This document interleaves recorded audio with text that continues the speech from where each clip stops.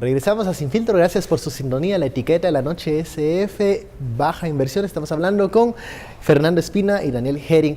Les decía antes del corte, porque lo han pedido aquí algunos seguidores de redes sociales, hablar del tema botín registro de la propiedad, en donde uno de los señalados es pues los familiares del presidente Jimmy Morales.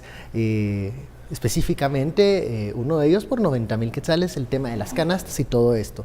En estrategia de persecución penal, algunos tienen la opinión de que llevar eso hasta ese extremo fue demasiado por parte del Ministerio Público. Fernando dice, aquí no se tienen consideraciones a favor y en contra de nadie, pero ¿puede existir ahí un análisis estratégico en lo penal hasta dónde debe llegar el Ministerio Público o la prioridad de los casos? Sí, existe. Y ese análisis, esto se llama litigio penal estratégico.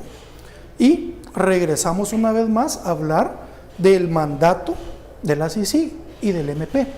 Y el mandato de la CICIG y el MP es desarticular cuerpos y aparatos clandestinos que están chupándole el cuello al Estado. Y en el caso botín registro de la propiedad, se demuestra cómo a través de una persona que ahora estaba ejerciendo la presidencia y que su familia estaba vinculada, había sacado dinero del registro de la propiedad. Entonces, sí, dentro de su estrategia tiene que priorizar aquellos casos que demuestran la desarticulación de estructuras criminales. Es un buen ejemplo. Ahora bien, ¿tú que eres solo periodista? déjame terminar una cosa. Entonces, sí, podría decir, o el Ministerio Público podrían decir, vamos a investigar todos los casos. Y eso en el país es imposible. Tenemos 90% de impunidad. Entonces, el litigio penal estratégico que maneja el MP y la CICIG es, vamos a buscar casos de alto impacto. Entonces dicen, vamos por este caso que va a demostrar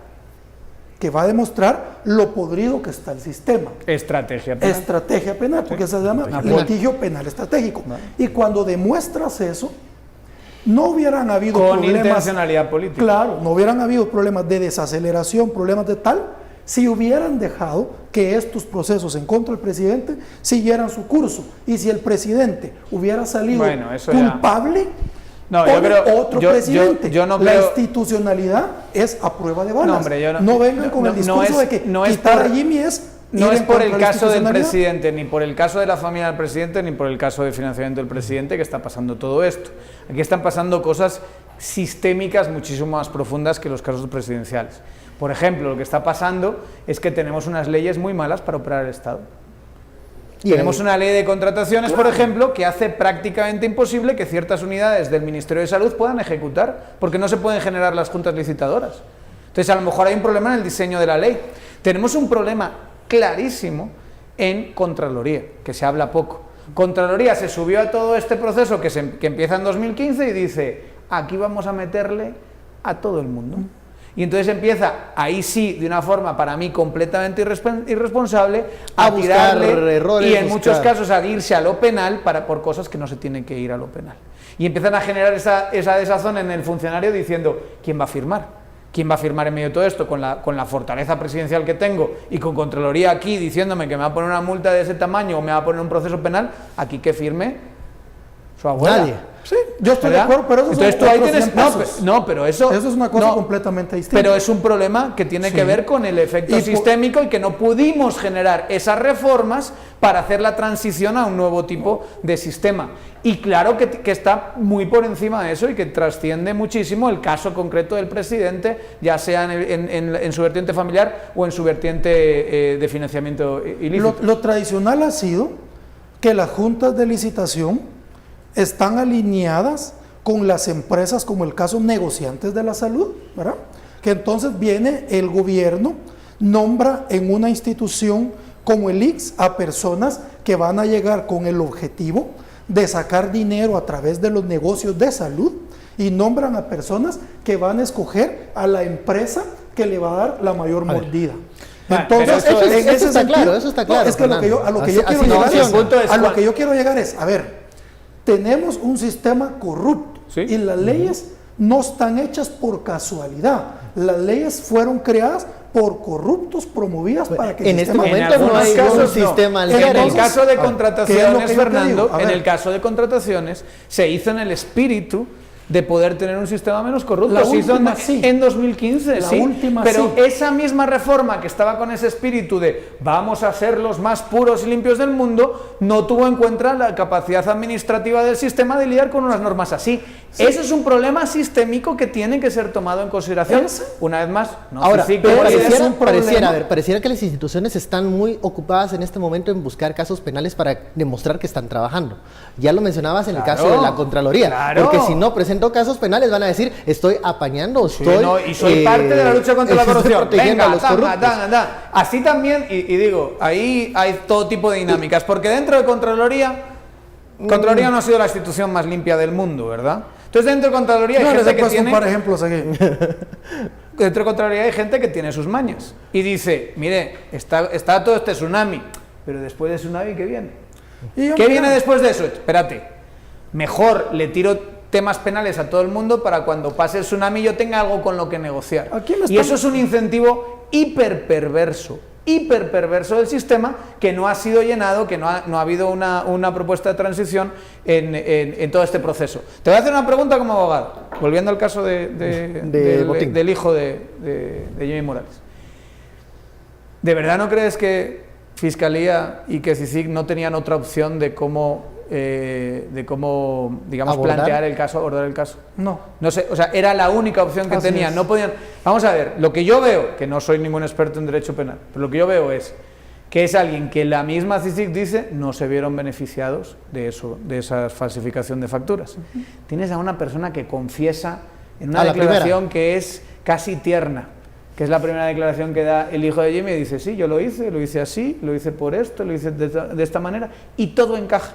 Todo encaja, e incluso da una explicación que creo que es muy aleccionadora, donde dice, tenemos una economía formal, tenemos una economía informal, y estamos los que estamos en medio, ¿verdad? Que le prestamos facturas a la gente, y yo pensé que estaba haciendo algo bueno. Olvidando si pensaba que estaba haciendo algo bueno o no, CICIG dice, esta persona no se beneficia de forma directa de esto. Tú no tienes ningún dinero entrando en la cuenta ni de Sammy Morales ni del hijo Jimmy Morales. Este caso concreto, insisto, yo no soy experto en penalista, pero era para lavado de dinero.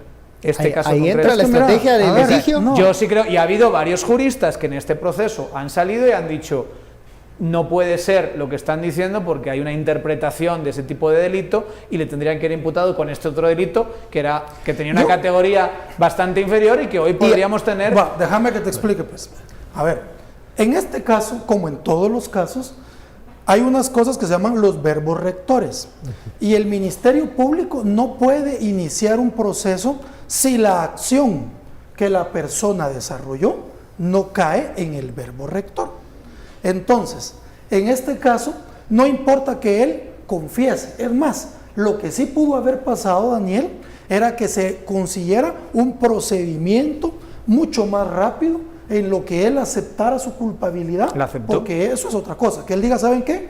Yo me quiero ir por un proceso abreviado, acepto esto, condénenme ya y veamos qué puede pasar. ¿Qué es lo que le ha pasado a Eco, por cierto? Claro, pero no porque él acepte, deja de ser culpable. Y no porque él haga un favor, deja de ser culpable. Es como que yo te dijera a vos, a ver, mira Daniel, préstame tu cuenta, necesito depositar 100,000 pesos ahí que me van a dar, pero no lo puedo depositar en la mía porque soy persona políticamente expuesta. Y vos por buena onda me lo prestás. No solo, vos caes en lavado de dinero. Es que está clarísimo que es culpable. Claro, está clarísimo que es culpable. Entonces, el punto de que es culpable. O sea, nadie se está ocultando, no está proponiendo ninguna hipótesis alternativa. alternativa. Juzgar de otra forma. Porque el delito fue cometido, están las pruebas, quiénes lo cometieron, qué hicieron, y no importa si vos te beneficias para vos o no. Salís, cometiste la acción, cometiste el delito, y no puede ser más que seas sancionado. Lo único es que te declaren inocente, pero como estamos viendo el caso, no va a pasar. No, es que él confiesa. Él confiesa, lo dice clarísimamente que se puede pasar. Sí, pero es distinto que él diga, mire, sí, yo lo hice, a que él diga, ¿saben qué? Confieso, acórtenme el proceso, terminémoslo aquí y póngame una sanción mínima. Esos son otros procedimientos que se llaman medios alternos de resolución que podrían haber facilitado que este proceso no fuera tan largo, pero eso más bien depende de la estrategia del abogado defensor. Sí, que entiendo que además la estrategia del abogado defensor fue muy mala y enredó todo este. Entonces, si este ellos hubieran proceso, aceptado, ya se hubiera acabado. Yo siento, y ojalá pudiese venir aquí en algún otro momento un abogado penalista con mucho más conocimiento, que si hay otras interpretaciones del tipo de delito que se le imputó y que podían haber utilizado otros delitos y no haberse ido por la vuelta de rosca más fuerte. Bueno, hay que decirle a los seguidores que no en ningún momento está diciendo hay que perdonar a los corruptos, no. hay que dejar de investigar. Lo que estamos analizando en este momento es cómo ha sido esa estrategia de persecución. Hablábamos no solo de CICIG, estamos hablando también de Contraloría y cómo al momento de apretar tuercas, de todo el sistema. Yo quiero... Si estamos claros de que en ese momento de apretar tuercas no se están limitando acciones de algunas instituciones. Yo quiero aclarar. Por ejemplo, en el Ministerio de Salud, sí, donde se hicieron hallazgos y donde claro, los mismos directores de los hospitales decían, pero si no lo hacíamos, no iban a haber medicamentos, no iba a haber abastecimiento. Yo quiero aclarar un punto. A ver, yo entiendo que la ley de contrataciones del Estado que tenemos en las últimas reformas es una ley muy mala. Pero acá me están diciendo varias personas, mira, sí, pero eso no ha impedido que en municipalidades sigamos contratando y ejecutando a pesar de todas las trabas que la ley nos está poniendo. ¿Seguro? ¿Qué es lo que se ha pasado? Que este es un gobierno que se ha manejado, como lo he dicho varias ocasiones, lo dijimos en el último programa de carreteras, no podemos decir que la ley es la responsable de la ineptitud de ciertos funcionarios que no tienen la capacidad y el conocimiento para ejercer los cargos. A ver, si mi obligación es ejecutar, yo pongo a las personas idóneas para que promuevan esos procesos. Pero ¿qué es lo que ha pasado? Y tampoco nosotros podemos decir que esto no ha influido. ¿Qué es lo que hemos dicho? A ver, vienen y crean un modelo donde dicen lo público es malo, desbaratémoslo, que el Estado se cree como una oficina de contratación de empresas. Y luego venimos y encontramos todos estos casos y queremos que el Estado vuelva a ejecutar cuando con ese pretexto lo desarticulamos. Entonces, coincido plenamente con Daniel, vamos a plantearnos un país hacia dónde vamos. Debería de sentarse un grupo de personas, representantes de sectores legítimamente electos, no electos, sino que designados y decir, bueno, ¿qué vamos a hacer? Planteémonos una estrategia de qué país queremos construir. Totalmente. Y eso no debería tener mínimo un Estado sólido. Pero ahorita tenemos a un niño que no le hemos dado de comer, solo le hemos dado aguas gaseosas y comida chatarra. Y luego queremos que el niño nos resuelva ecuaciones diferenciales. ¿Cómo? Si nos hemos encargado que totalmente de acuerdo. Si este sistema corrupto, como vos decís, es integral, tener un Estado mermado, destruido, no es casualidad. Lo han hecho así para poder saquearlo, para poder tener contratos rentistas que les benefician, para que la corrupción los ayude. Entonces no pensemos que ese niño desnutrido lo vamos a corregir. Lo que sí tenemos es que proponer alternativas para que la transición dure lo menos posible. Lo que queda claro de todo este proceso es que la lucha contra la corrupción es algo necesario, pero no suficiente. Y es una terapia de shock. Es que la lucha contra la corrupción es que va a tener sus efectos secundarios. Si nosotros no planteamos alternativas viables que den nuevos horizontes, esta terapia de shock nos va a terminar. La tiene que plantear. La lucha contra la corrupción es lucha contra la corrupción. La lucha contra la corrupción debe seguir, pero hay que plantear alternativas y modelos nuevos. Mira, pues, y yo les pregunto otra cosa. Volvamos al tema, la inestabilidad política nos baja nuestros estándares y el riesgo. ¿Cómo no vamos a tener inestabilidad política si los políticos que deberían de ser juzgados porque están siendo acusados se protegen entre ellos?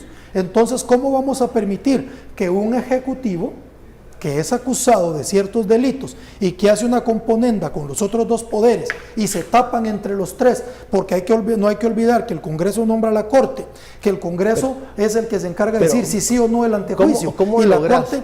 Entonces, a ver, ¿cómo vamos a pedir que un ejecutivo en esas condiciones lidere? Y nosotros como analistas estamos aquí rompiéndonos la cabeza y tratando de proponer. Pero a ver, yo no represento más que a Fernando Espina y propongo ideas. Entonces, busquemos, no sé cómo le vamos a hacer para encontrar personas representantes de todos los sectores, y en todos estos sectores debe estar sentado el CACIF, CODECA debe estar sentado, las universidades, no podemos decir un grupo no va a estar. Es la lógica corporativista de siempre, estar. Que no nos ha ido tan bien. Al final hace falta que haya proyectos políticos nuevos, legítimamente electos. Y es la propuesta que hemos platicado de romper el monopolio de los partidos. Bueno, vamos a hablar un poco de eso al regreso de sí, porque la pausa. La CAE no quiere cambiar, no quieren cambiar el sistema de partidos. Bueno, vamos a la pausa y volvemos.